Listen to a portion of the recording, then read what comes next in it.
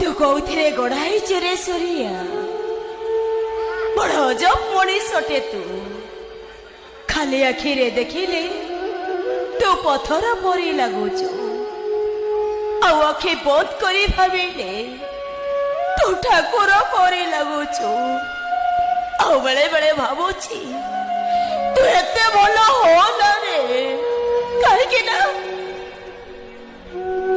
ଏଠି ଠାକୁର ମାନଙ୍କୁ ଦେଉଳର ଅନ୍ଧାରୀ କୋଠରୀ ଭିତରେ ବନ୍ଦ କରି ବସାଇ ଦିଆଯାଏ।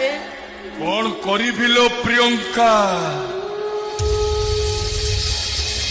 ଏ ସୂରିଆ ପଣ୍ଡାଟା ତା ଅଜଣତରେ ଗହିର ବିଲ ବରଗଛ ହେଇଯାଇছিল।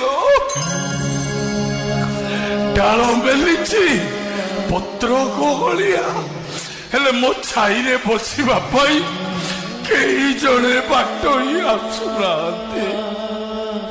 ଆଉ ଏମିତିରେ ଚଢେଇଟେ ଯଦି ଉଡି ଆସି ମୋ ଉପରେ ବସି ଯାଉଛି, ଖୁସିରେ ପାଗଳ ହେଇଯାଉଛି।